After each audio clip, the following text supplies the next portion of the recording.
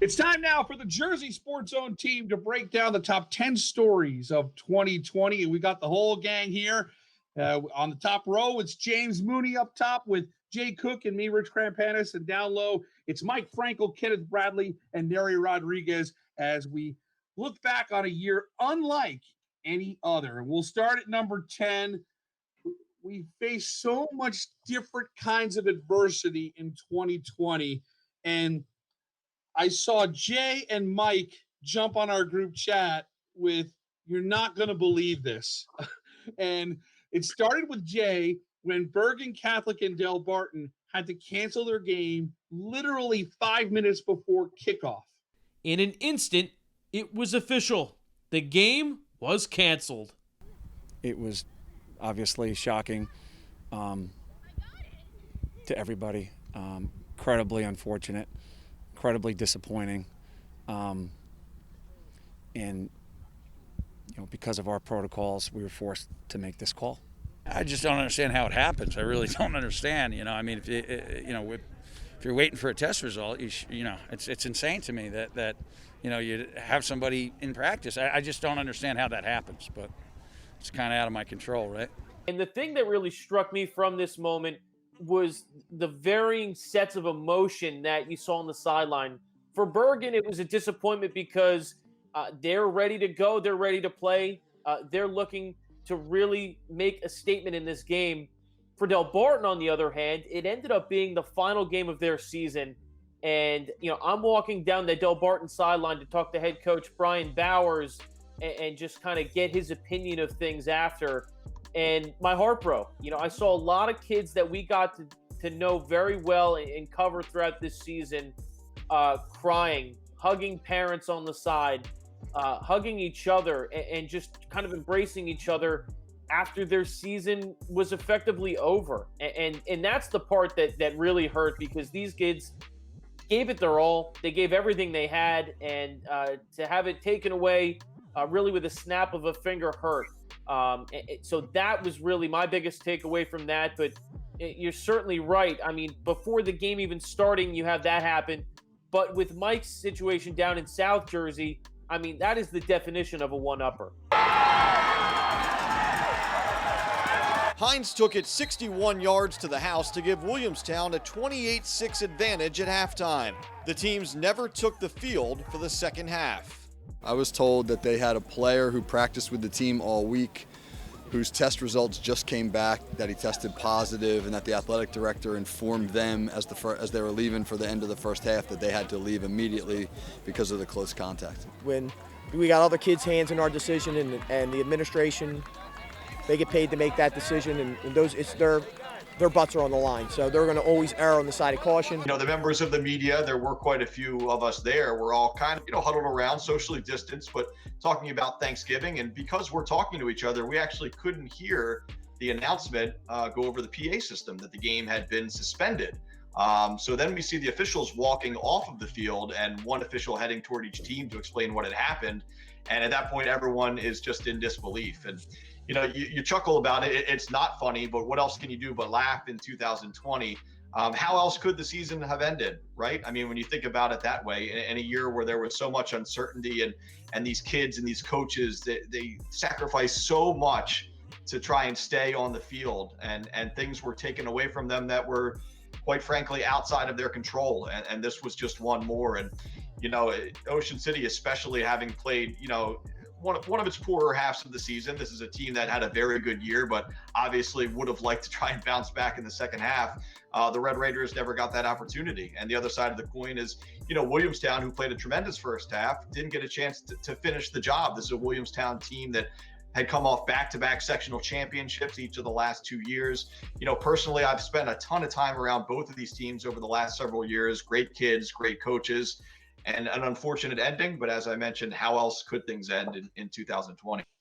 And I think the one thing we'll remember most about the 2020 high school football season was the randomness of how this pandemic affected different communities. You come into the season, normally a championship team will get 13 games, maybe 14. And right out of the gate, the best case scenario was for teams to play 9.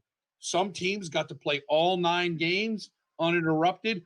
Other teams had stoppages before the season, during the season, ending their season. Some teams, I think about poor Westfield, only got to play 2 games in 2020. And then some teams played 4, some teams played 6. And unfortunately, I think the one thing that the storytelling that Jay and Mike brought during those 2 specific instances was the emotions of at any moment, it's enough to just prepare for a game. At any moment, things can change on a flip of a switch. And that was what 2020 was.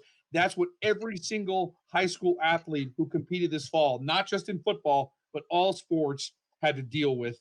And if anything, those kids learned about resiliency and to truly appreciate every moment they have out there on the field.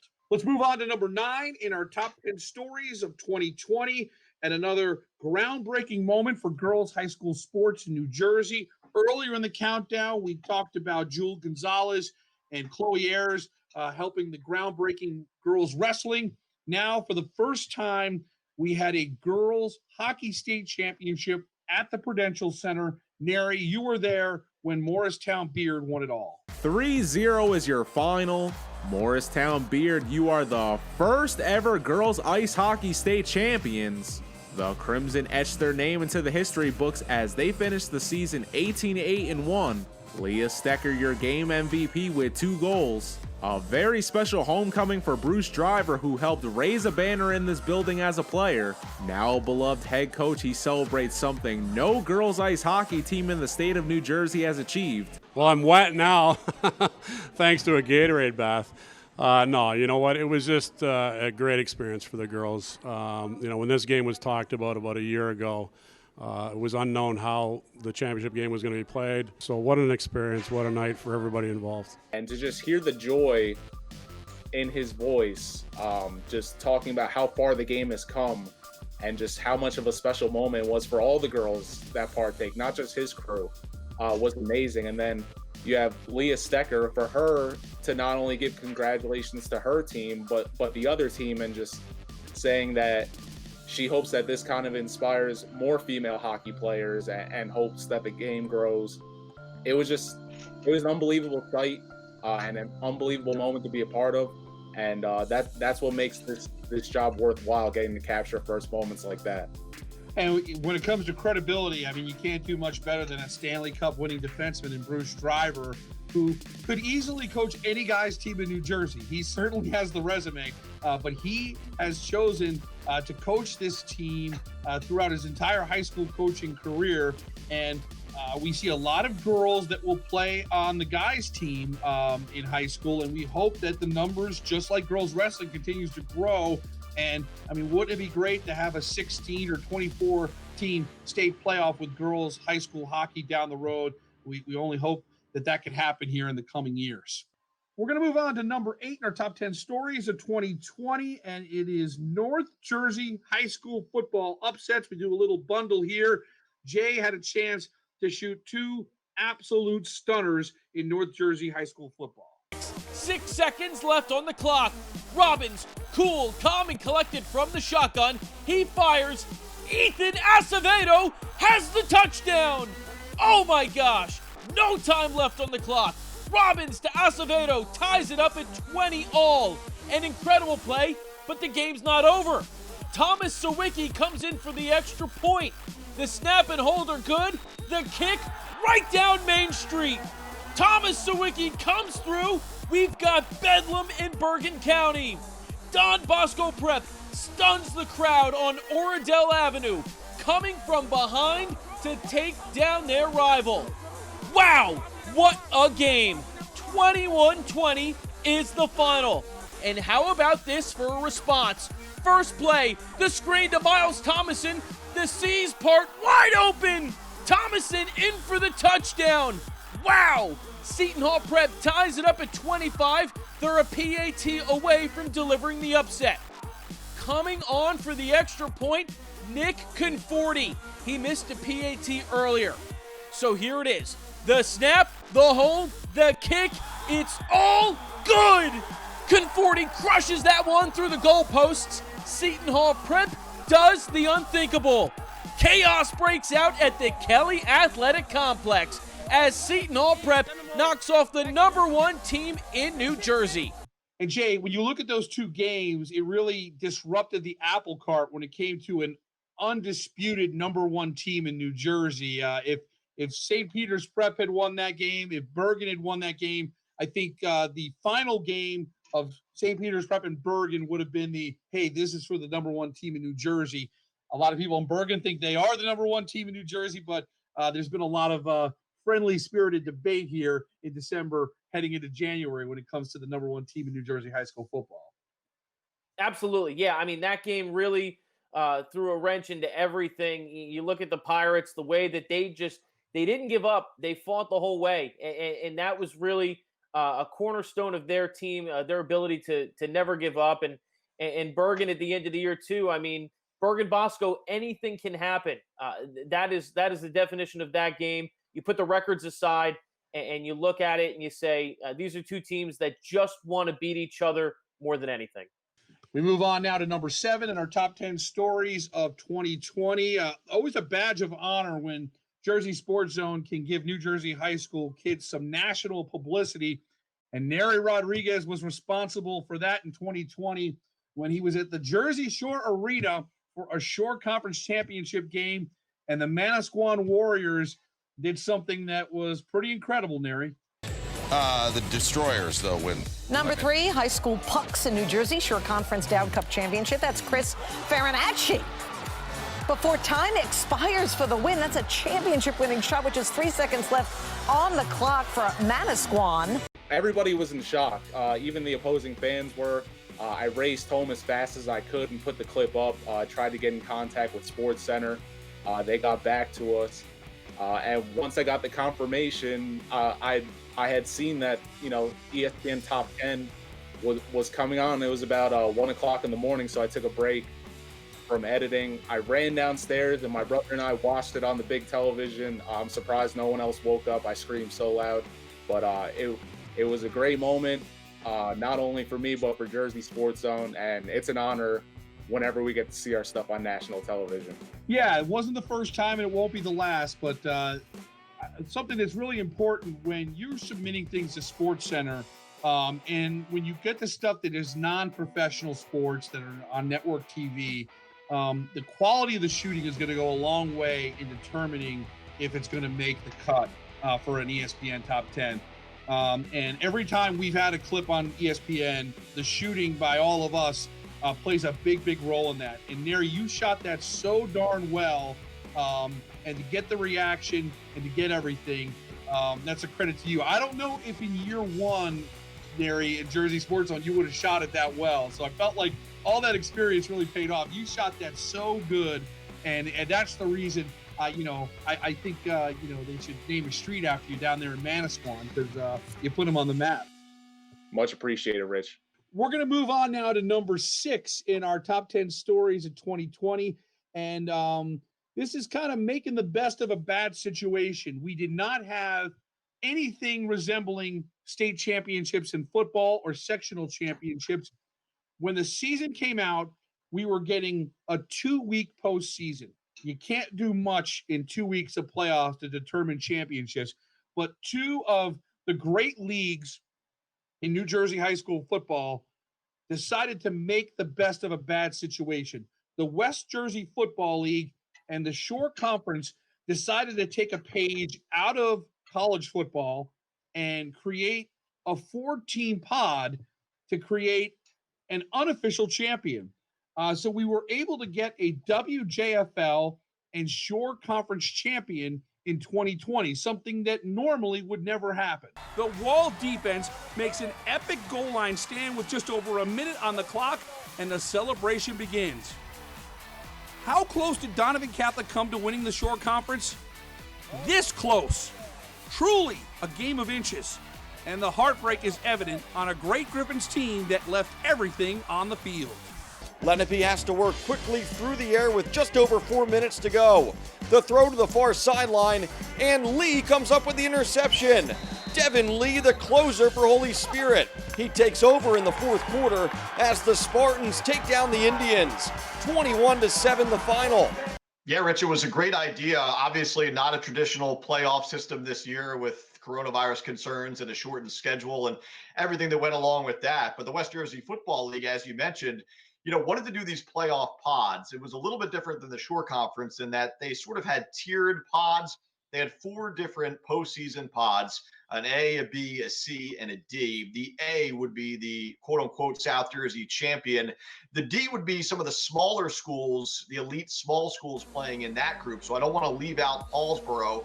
The Red Raiders went undefeated. They won the D-Pod championship over Salem. So tremendous year for Paulsboro. But I think for this, we're kind of focusing on the traditional larger school and the non-public schools playing for a unique championship. It's a situation that never happens under normal circumstances. And this is the West Jersey Football League just making the best of this situation. So in that pod A, you had Winslow Township, you had Cherokee, Lenape, and Holy Spirit. I got a chance to cover one of those semifinal games between Cherokee and Lenape. This was a game that was supposed to happen twice earlier this season.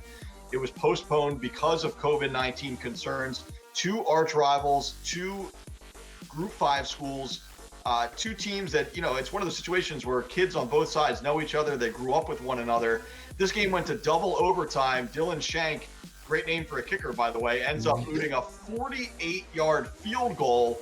And that was the eventual difference as Lenape knocked off Cherokee. Just, a top 5 game, certainly in the last 10 years in South Jersey high school football. From there, you have Lenape moving on to face Holy Spirit. Different story in that one for the Indians of Lenape. Holy Spirit was a team on a mission this season. The Spartans coming off a Group 2 non-public championship, the traditional kind, last season. They kept it rolling thanks to Patrick Smith, one of the top players in the state, the runner-up in our 2020 Zoneman voting. Patrick Smith and the Holy Spirit Spartans, they take care of business against Lenape. They win the following week to cap off an undefeated season as Spirit, the Spartans of Absecon and Holy Spirit, win that unofficial, I should say, South Jersey championship. Not a trophy for it this year, but certainly a lot of bragging rights. And James Mooney, you had a chance to see Holy Spirit quite a bit. What did it mean for them to have this? It's not a state championship, but they were the top team in the WJFL. I mean, you're talking about a program that prides themselves on going undefeated, winning championships. AJ Russo did a tremendous job keeping his team locked in, week out. I had the opportunity to cover them at the beginning of the season and the end of the season. And it's great that you even said we were taking a page out of college football's book, because every game felt like it mattered, like it does week to week in college football. Holy Spirit plays St. Joe Academy week 1, and Jay Sean Teller with the great play at the end of the game to turn a 15, 20-yard out into a touchdown to win the game, to put the game away for Holy Spirit. It was a testament to where the Spartans were then and the willingness of how far they were going to go as we got further and further in the season. It was a great year in Absecon for the Spartans. And then when you talk about the Shore Conference, I had a chance to see a story that emerged. The Wall Crimson Knights, it was exactly who you thought it was going to be in the preseason. It was going to be Wall, Mater Dei, RBC, and Donovan Catholic. And with 3 non-public teams, Wall was able to beat Mater Dei Prep in a rout and then turn around and beat Donovan Catholic. Jay, you were there for that Wall Mater Dei game. I was glad that you had a chance to kind of wander away from the North for just one night, because you could kind of compare. Maybe you were a little bit, hey, what's the deal with Wall? You found out Wall was legit, didn't you? Wall most certainly was legit. I do cover a lot of North Jersey football. I'm a Monmouth County guy, so getting to see that game and such a game on a very big stage was really a treat. Wall opened my eyes completely. I mean, talk about a totally dominant effort. I knew Mater Dei as, the teams of the Eddie Lewis hook and ladder to win a championship and going out and playing DePaul and RBC tough. And to see what Wall did to them was shocking. I mean, Casey Larkin, Logan Peters, Charlie Sasso, all those guys that made up that core Wall team, really, it was a treat to watch. And then I got to see one of the great finishes of the season when Wall played Donovan Catholic. It ultimately came down to Wall making a stop on a 2-point conversion to win the Shore Conference Championship. That game was so fantastic that the folks on the Shore are talking about restructuring their schedule to have that in place every year. I mean, I'm going to be telling my kids about this. I mean, that's just something, a game of inches, a game of 2 feet. That's all it was. And that's all I'm going to be talking about for years and years to come. You didn't get to play in the state playoffs, but this is a heck of a substitute, isn't it? Yeah, I mean, I think it's even better.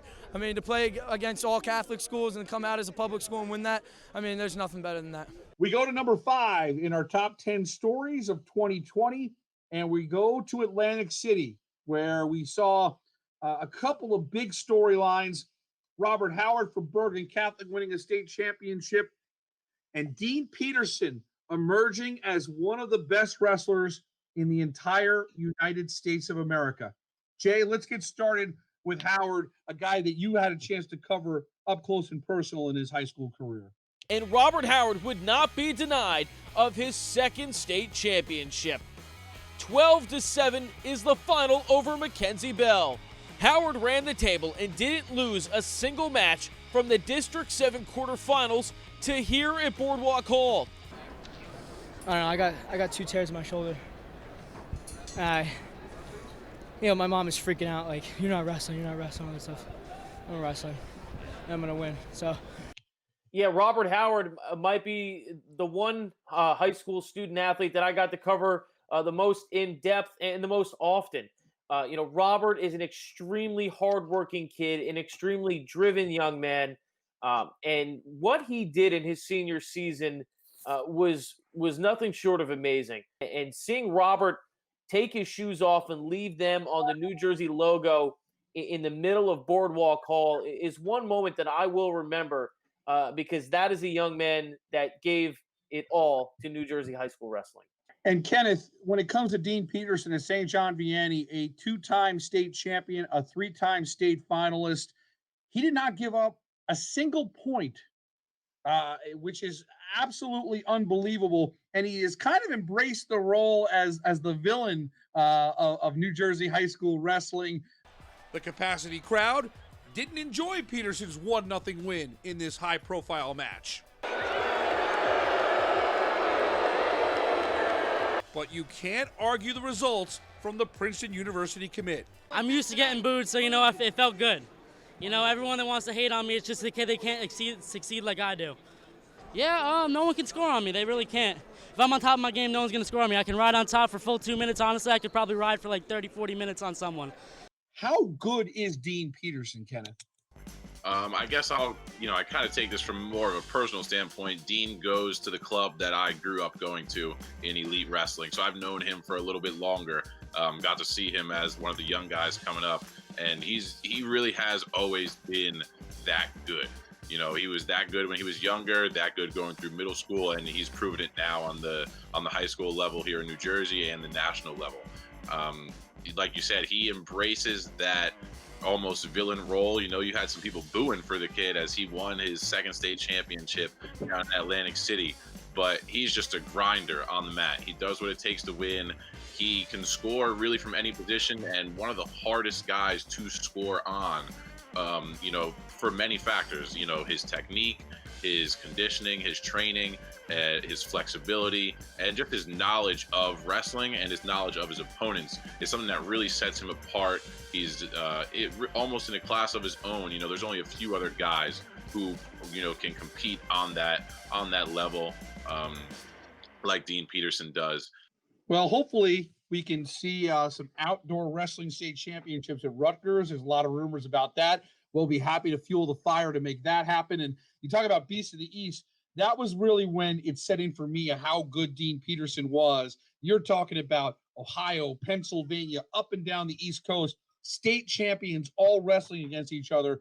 And I watched Dean Peterson do what he's been doing his entire high school career, which is simply dominate. Let's move on now to number 4 in our top 10 stories of 2020. This happened just a couple of weeks ago. Audric Estime from St. Joe-Montvale won our Zoneman trophy given to the outstanding high school football player in New Jersey. And then Jay, he decided to make that the secondary headline as he accepted his trophy and flipped from Michigan State to Notre Dame. You have a new college home. Tell us about your decision as you just signed with the University of Notre Dame. Yes, sir. I signed with the Fighting Irish. I just thought that place was home, and I just can't wait to get down to South Bend. Tell me about the switch from Michigan State to Notre Dame, why you ultimately made it, and what pushed you to South Bend in the end. Honestly, it's just the way South Bend and Notre Dame will use me, and I think Notre Dame is the best for me and my family and for the goals I have set in mind and to be most successful in life, so they'll get me there. Yeah, Rich, Audric Estime, no question about it, was elite in 2020. Now, just before we move on with Audric, I just have to say, all the finalists for the Zoneman Award this year all had incredible seasons. Guys from every corner of the state were recognized as finalists for our trophy. But what Audric did this year was unprecedented. Over 2,000 scrimmage yards, 24 touchdowns. I think people around the country really figured out that Audric Estime was the real deal. He just turned 17 at the beginning of the season, so Audric is going to be going to Notre Dame before he's 18 years old, and physically he looks like he's 25. I mean, the kid is just incredible. But you look at what he did this year, and that two-day stretch of getting the Zoneman to him, presenting it to him, and then talking about his commitment to Notre Dame really was a special day in New Jersey high school football. I think one of the fun things about this 2020 season was the creative scheduling on the fly, and St. Joe-Montvale was affected by COVID. They had opponents affected by COVID, and then one of the things that kind of popped up out of nowhere was, hey, we're going to go down and we're going to go play Cherokee. And then, James, you got a chance to see Estime up front and in person, and he ran roughshod against a really good Cherokee team. What was your expectations of him going in? And then I imagine it met the hype and then some. Definitely met the hype and then some. I mean, you watch the other guys' videos trying to get a feel for how these guys up north are doing and how well they're playing, and obviously Estime stands out. But then you get a chance to actually see the Estime Express running full steam ahead in person, and you're just blown away. He scores on 2 of his first 4 touches of the game in that game against Cherokee, on his way to over 300 all-purpose yards and 4 touchdowns. Not to mention that was one of possibly the games of the year with the way that game all turned out. But Estime, well deserving of the Zoneman Award. And yeah, Notre Dame, an absolute recruiting coup at the final hour with him. And Mike, when you think about the legacy of the Zoneman Trophy, where we are now 4 years in, you see Fadil Diggs from Woodrow Wilson is now at Texas A&M, Audric Estime at Notre Dame. It's going to be fun to see these guys in the coming years really put a stamp on this trophy and give it some incredible credibility. And I think we're on the precipice of that now. And to know that Audric Estime, I think we all agree that when he gets to South Bend, he's going to figure out a way to get on the field, and he's going to be making plays on the biggest stage in college football. No doubt about it, Rich. You know, my kids who are relatively young, you know, they're 6 and 4, but they ask me all the time, Dad, why are you cheering for random teams other than the Eagles on Sunday? And I have to explain to them that I covered some of these guys in high school. Now, this was before my time at Jersey Sports Zone, but it goes along with what you're saying. You know, you talk about a kid like Jonathan Taylor out of little old Salem High School here in South Jersey. Now, you know, making a late push for Rookie of the Year with the Colts. You know, Mike Gesicki from up the road, you know, in Manahawkin at Southern, emerging as a top 5 tight end for the Dolphins. You know, Austin Johnson and Jack Crawford, you know, 2, you know, really good defensive linemen for St. Augustine that are now, you know, playing in the NFL. You know, Austin's playing for the Giants, and Jack just played last night for the Titans. And you get a chance to know these kids and cover these kids in high school. And it's just so rewarding to see them not only succeed at the collegiate level, but then to strap it up and play on Sundays. And to get back to, you know, the exact point you were making, I think 100% we're going to see a few of these kids who have won this trophy playing on Sundays in the near future, 3-4 years down the line here. Audric Estime certainly at the top of that list. Let's move on to number 3 now in our top 10 stories of 2020. This was an ambitious project that we took on, and with the limited training camp and all the things going on, normally we don't have the time to take on a big project. But during this pandemic, we came up with the idea of doing something beyond our traditional high school football previews, and that was to do our tribute to HBO's Hard Knocks and spend time with 4 football teams. I think this was some of the finest work we've ever done at Jersey Sports Zone, and I know it's something that we all really enjoyed. There are some who say they shouldn't play. 4 teams showed us that you can play the right way. New Jersey high school football produces future stars, future leaders, and men of character. Who better to show us how to thrive in a season unlike any other? To every player and coach who did the right thing during this tough time, thank you. Turn on the Friday night lights. Football's back.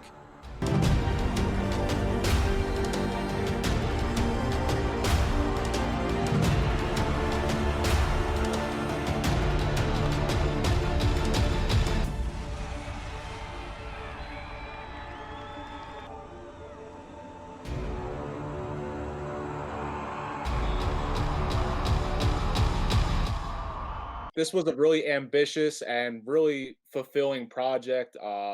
Shout out to all the schools that just let us pull back the curtain and show how this engine runs.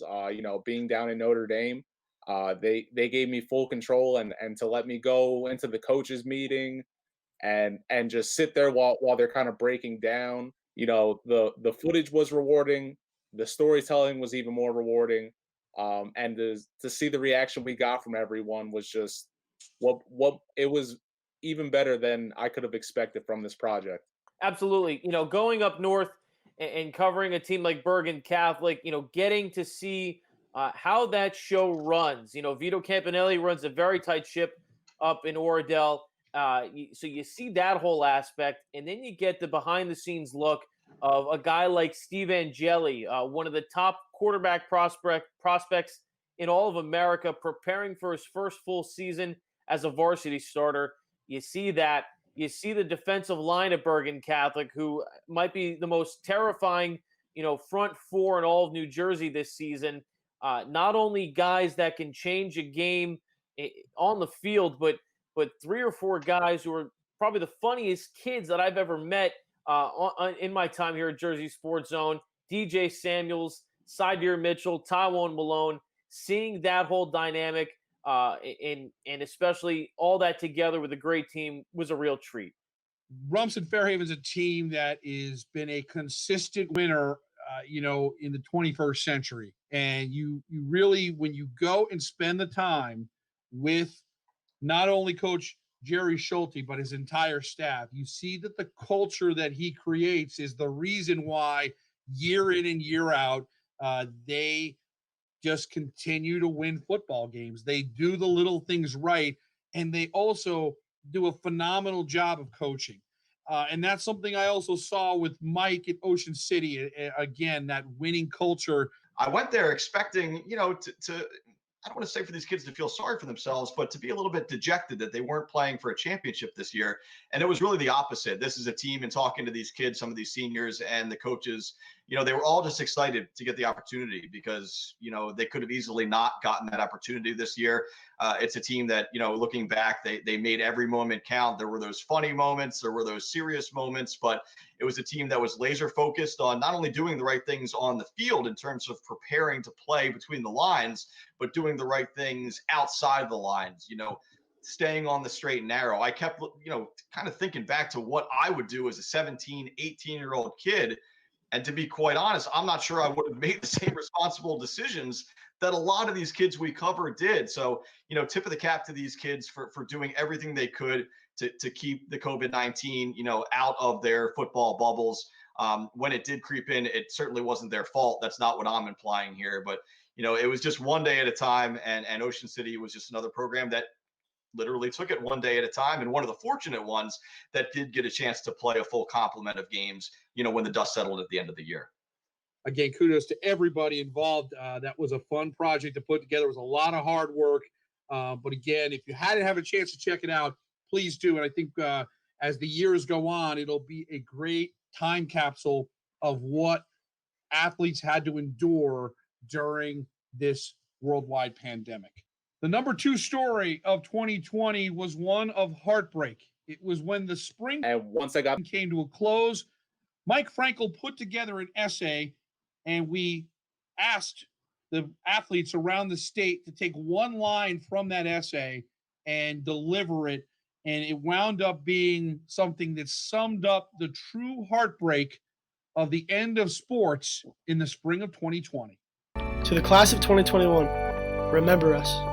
Play for each other and play for us. And most importantly, play each game like it's your last game. That's what the class of 2020 did, and that's why we can walk away with our heads held high. We are Jersey Strong. We are Jersey Strong. We are Jersey Strong. We are Jersey Strong. I think the chance, to kind of speak to that sport, to say goodbye at the high school level, at least, is powerful. And everyone did such a great job with it. When I personally talk about this project for Jersey Sports Zone, I often am asked the question, all right, well, how did you decide who got to be in this video? Well, we focused on a couple high profile kids in various sports around the state. We tried to get a good mix in there in terms of regions of the state, and boys and girls, obviously. But, more than any of that, we chose kids who we thought would carry weight and who could speak for the thousands of others who wouldn't be in the piece. So while we only had a dozen or so kids take part in this, it was on those kids to speak for all of these spring athletes who lost their spring season. And I'm sure you'll forgive, just one pun here. I think they knocked it out of the park. You sit there and you watch it, and it breaks your heart. You're totally right. It breaks your heart because these are kids that gave it everything. Gave it their all. I would say the majority of us played high school sports. We know what it means to go out there and play with your friends, your family, your loved ones, people that you cherish. And, it's tough for me to imagine having that ripped away without no fault of your own. So your credit and a tip of the cap to the kids that we spoke to and really made this piece special. Yeah, I think, like Mike said, having the pressure for the few kids that we did have on, to be able to speak for, the thousands of kids across the state. And, they really encompassed what it meant to have the sports in their life, especially during those high school years. Those are people you grew up with, or, you've spent the last at least 3-4 years with, and to have that, taken away. But, for them to still be grateful for the time they did have was very eye-opening, and it showed a lot of maturity for the kids across the state. Still doesn't feel real to this day sometimes. We've all played sports at some point, and we all kind of knew when it would end. But for these kids, it just broke my heart to have it taken away through no fault of their own, just the circumstances of this crazy year we're living in. And it was so moving to me, having seen the final product, speaking and saying goodbye to their sport. It wells me up a little bit just thinking about it right now. But it was a tremendous piece of content. It was definitely one of the most emotional pieces we've done. And, my heart goes out to all those players that didn't get to have that spring season. But this was definitely this was one of the most monumental pieces we've ever done here at Jersey Sports Zone. And I think it's a reminder of how important high school sports is to kids, and they only get to play it once. The images of Claudia Kelly from Red Bank Regional Girls Lacrosse, who, if you saw the raw footage, just crying through the whole time because it was ripped out her season. Red Bank Regional had reached the sectional finals. They felt like they had a team that was going to win the first ever sectional championship in school history in girls lacrosse. Now, she's a Division I athlete. She's at Coastal Carolina right now. And there's so much focus on, well, hey, she's, she could be like, hey, I'm going to be playing big time college lacrosse. Who cares about high school? But it's a reminder of how important it is, and getting to play for your town or your team and getting that sense of trying to do something that hasn't been done before. Those are the kind of attributes that translate into being a successful college athlete. So I'll never forget that. The fact that piece ran on ABC News, not ABC Sports, was a testament that this was a story that transcended sports. And Mike was the leader on it, and we thank him for setting the table. And the entire team was able to get the right people in place to extend an extraordinary message. And now we arrive at the number one sports story of 2020. And it was something that I don't think will ever happen again. I wish it would happen again. But the Last Dance World Series. It's an extraordinary idea. I think it was born at St. Joe's in Metuchen by Mike Murray. Mike Murray got it all started. God bless him. And 222 teams, I think 218 made it through the games they needed to make it through. Yeah, let me start out by saying we don't normally shoot in these months, so I don't think I've ever ran through as many Jersey Sports Zone polos as I did during this whole process. But I think blood, sweat, and tears. There was a lot of sweat, but it was unbelievable. The reception from everyone, because this wasn't an NJSI AA sanctioned event, but you wouldn't know that going to these games and interacting with these parents and these coaches and most importantly the players, and then for us to just play such a big role in all this with our selection show and the coverage, it was incredible. And James, when we saw this tournament lay itself out as it was going along, I think we all kind of agreed, like, hey, this is even better than the high school baseball state playoffs.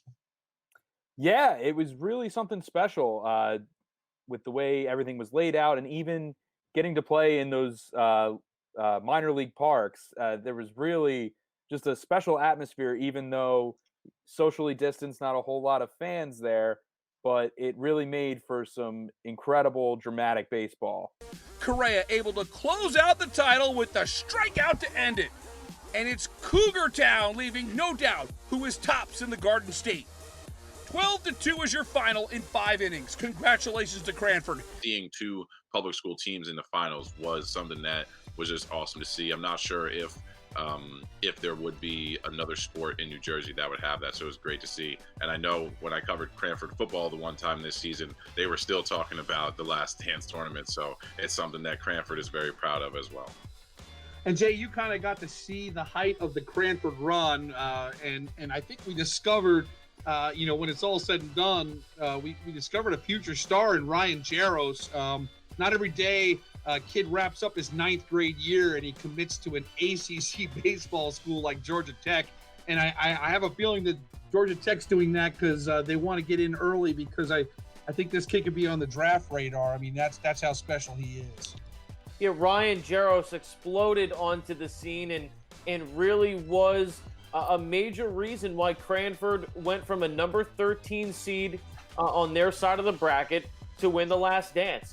They ran through teams like Montclair, Ridgewood, who won a state championship the summer prior, Don Bosco. They beat Bergen Catholic, and obviously Kenneth touched on that Jackson Memorial win at the home of the Trenton Thunder. Ryan Jaros, certainly a special player for Cranford, which they'll tell you, and I got to learn firsthand this year, they're a baseball town. Head coach Dennis McCaffrey has been the manager there at Cranford for years.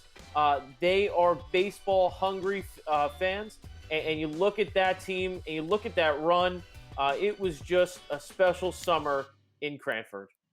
It was the blueprint that sports could happen in the fall of 2020. And I don't know if we would have had a fall sports season if it wasn't for the Last Dance.